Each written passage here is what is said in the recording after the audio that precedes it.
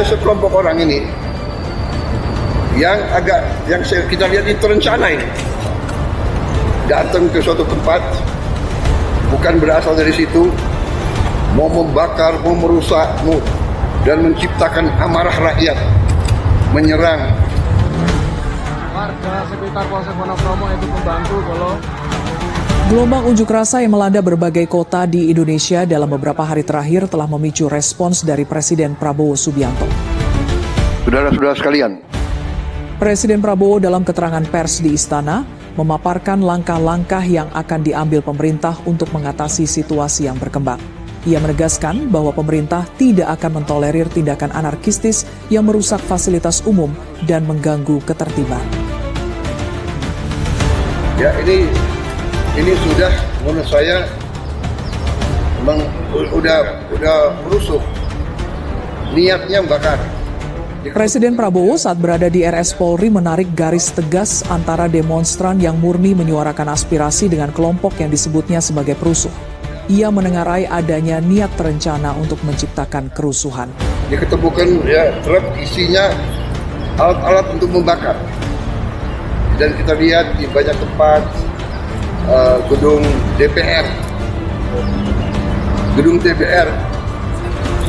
DPRD, ini adalah instansi negara yang menjalankan kedaulatan negara, alat demokrasi, dibakar. Jadi niatnya bukan menyampaikan pendapat. Niatnya adalah bikin rusuh. Niatnya adalah mengganggu kehidupan rakyat. Niatnya adalah menghancurkan upaya pembangunan nasional untuk menghilangkan kemiskinan. Ada sekelompok orang ini yang kita lihat itu terencana ini.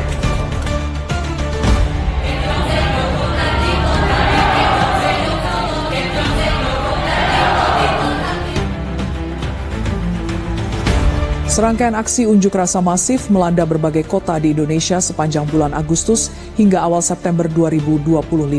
Gelombang protes yang pada awalnya dipicu oleh isu kenaikan tunjangan anggota DPR RI dengan cepat meluas setelah insiden tragis yang menewaskan pengemudi ojol Afan Kurniawan.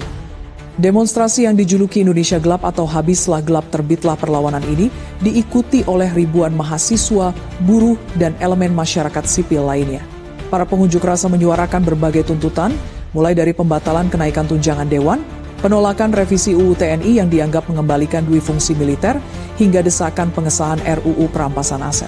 Aksi-aksi ini kerap diwarnai dengan pembakaran ban, pelemparan bom molotov, dan bentrokan dengan aparat keamanan. Saudara-saudara sekalian, sekali lagi aspirasi murni yang ingin disampaikan harus dihormati. Hak untuk berkumpul secara damai harus dihormati dan dilindungi. Namun kita tidak dapat pungkiri bahwa sudah mulai kelihatan gejala adanya tindakan-tindakan di luar hukum, bahkan melawan hukum, bahkan ada yang mengarah kepada makar dan terorisme.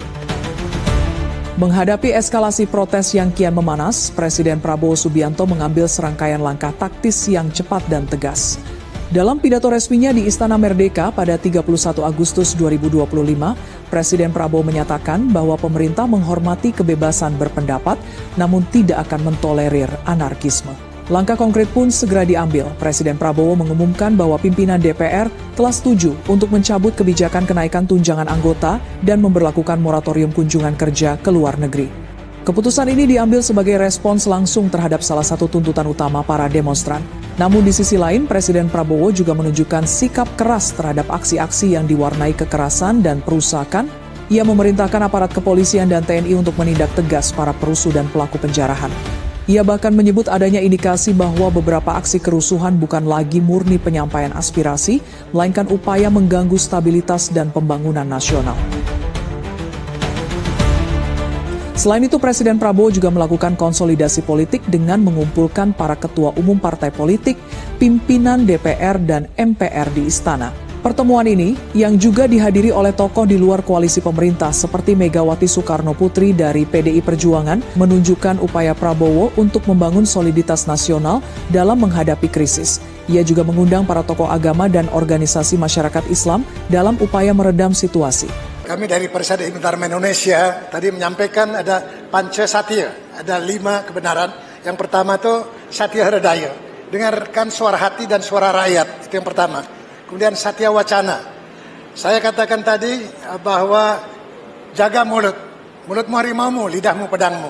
Jangan pernah kasar, jangan fitnah, jangan juga jahat, dan jangan bohong. Kemudian satya apa lagi? Adalah satya semaya. Janji tepati. Pagi bilang apa, sore ngomong apa. Janji apa yang telah disampaikan kita kerjakan hari ini. Kemudian saya juga mengingatkan untuk satya mitra. Kita berkawan, bersinergi seluruh ormas-ormas keagamaan seperti sekarang ini dalam bentuk kekeluargaan yang luar biasa. Dan terakhir tentu satya laksana, do the best, lakukan yang terbaik. Saya ingin mengingatkan kepada Bapak Presiden juga, karena kami juga sama-sama dari pasukan khusus tadinya. Lambangnya itu pisau komando tajam ke atas, jadi harus berani. Jadi kita harus tajam ke atas, tidak hanya tajam ke bawah. Di banyak tempat saya dapat laporan datang truk-truk, di situ ada petasan-petasan yang berat dan besar, dan ini anggota banyak kena petasan. Ada yang terbakar leher, ada yang terbakar paha. Bayangkan kalau laki-laki terbakar alat vitalnya. Dan memasuki awal September 2025, situasi di beberapa kota besar dilaporkan masih tegang, meskipun beberapa kelompok mahasiswa menunda aksi unjuk rasa mereka untuk menghindari provokasi lebih lanjut.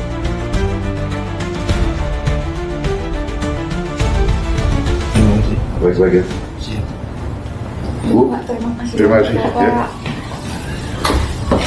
Kamu harus bangga sama bapakmu, ya. Beliau menjaga Republik, ya. Siap. Kamu juga bangga sama bapakmu. Terima kasih banyak Bapak. Terima kasih banyak sehat. Terima kasih ya kau juga. Sementara itu, Presiden Prabowo usai menjenguk para korban luka dari aparat dan masyarakat sipil, kembali menegaskan komitmennya untuk membela rakyat dan memberantas mafia serta korupsi. Kita selalu diintervensi, selalu diadu domba. Jangan kita mau terus diadu domba. Pemerintah di bawah kepemimpinan Presiden Prabowo kini dihadapkan pada tantangan untuk tidak hanya meredam gejolak di jalanan, tetapi juga untuk mengatasi akar permasalahan yang memicu ketidakpuasan publik. Langkah cepat untuk membatalkan kebijakan yang tidak populer diapresiasi, namun para pengamat menilai bahwa penyelesaian masalah yang lebih substantif tetap diperlukan untuk memulihkan kepercayaan publik sepenuhnya.